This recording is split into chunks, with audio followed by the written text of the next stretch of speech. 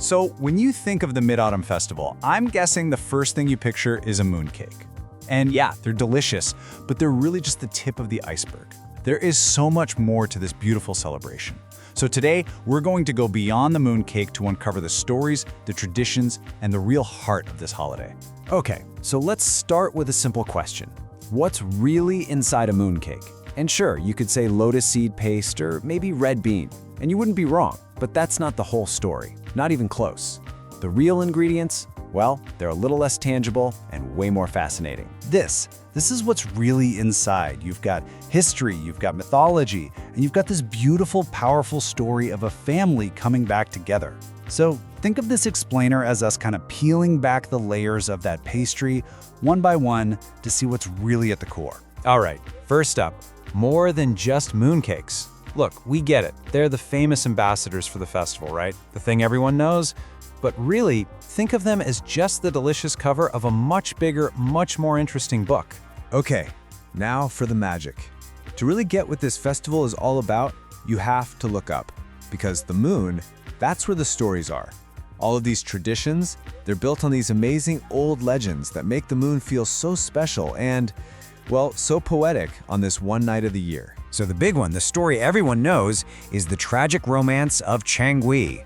Her husband, this amazing archer named Hao-yi, was given an elixir of immortality, but he didn't want it. He just wanted to grow old with her. But then a bad guy tries to steal it, and to protect it, Chang'e does the only thing she can think of: she drinks it herself. The result is just heartbreaking. She floats up to the moon, totally powerless to stop it, and has to live there forever, separated from her husband. And that's why, when you look at that full moon, you might feel this little pang, this longing for people you love who are far away. It all comes from this story. But wait, she's not totally alone up there. She's got some company. The most famous one is the Jade Rabbit, and this rabbit has its own incredible story of self-sacrifice. It was so selfless, in fact, that it was sent to the moon as a reward to live with Chang'e. So you have her, the rabbit, and this other guy named Wu Gang who's stuck chopping a tree that never falls. All these stories together, they turn the moon into this giant shared canvas for an entire culture.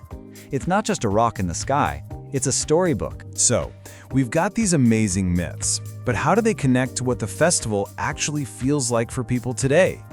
This is where we get to the real heart of it all. A feeling that is just as powerful now as it was centuries ago. And that feeling is perfectly captured in this one phrase, Tuan Yuan Ye, which translates to the reunion moon. See, in Chinese culture, the idea of roundness, yuan, is super important. It means completeness, wholeness, like a family circle with no one missing. And on this one night, the moon is the biggest and roundest it'll be all year. It's literally the perfect symbol for a family coming together. And this isn't a new idea. The poet Li Bai put it perfectly almost 1,000 years ago with this line: "I raise my head to gaze at the bright moon, then lower it and think of home." Wow. I mean, that just hits you, right? It's so simple, but it captures that exact feeling of seeing the moon and instantly thinking of your family, your home. It's why this poem is still shared so much today. So you can really boil the festival's purpose down to three main things. First, it's about gathering, getting together with the people you love. It's a huge deal, kind of like a massive travel holiday. Second, it's about giving thanks, especially for the harvest, so it has that Thanksgiving vibe. And third, it's about praying, just hoping for a good, prosperous, and happy future. All right, let's talk about how people actually celebrate. Because all this deep meaning explodes into these really vibrant, really fun traditions. We're talking lanterns, riddles, and yeah, even barbecues.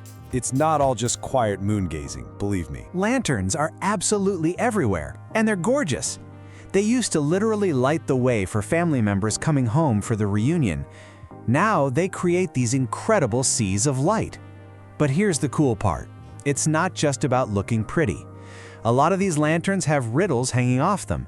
It's a game called Dungme, and it's this super old, super fun tradition where you and your friends try to solve these tricky little brain teasers. It adds a whole other layer of fun to the night. And if you want to talk spectacle, check this out. 200 feet. That's how long the Tai Hong fire dragon is in Hong Kong. It's this massive dragon covered in thousands of glowing incense sticks, and it takes more than 300 people to carry it through the streets. It is an absolutely unbelievable sight, just pure energy and community spirit.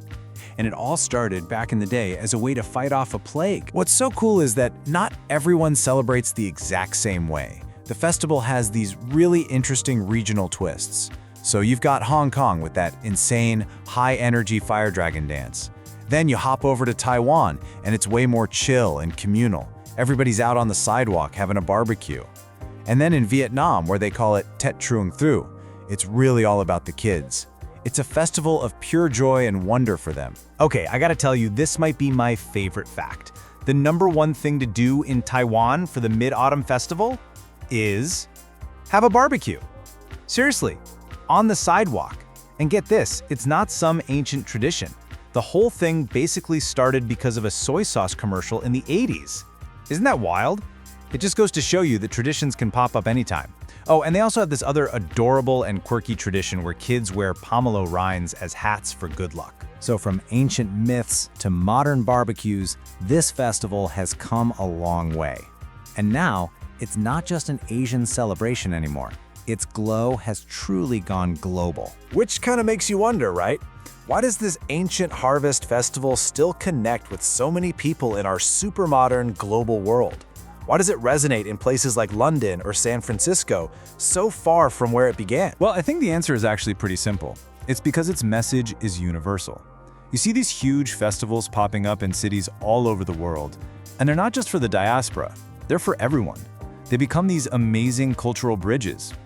Because let's be honest, who doesn't get the idea of being thankful, of wanting to be with family, of just looking up at a beautiful moon? We can all relate to that. And now, with things like video calls, families can even share that moment, looking at the same moon from opposite sides of the world. And I want to leave you with this one last thought from another incredible poet, Su Shi. He wrote this for his brother, who he missed dearly almost 1,000 years ago. We wish for long life to share the beauty of this moonlight, even if we're 1,000 miles apart. It just perfectly captures the soul of the festival, doesn't it? It's a powerful reminder that no matter how far apart we might be, we're all looking up at that same moon. And that connection, that's what it's all about.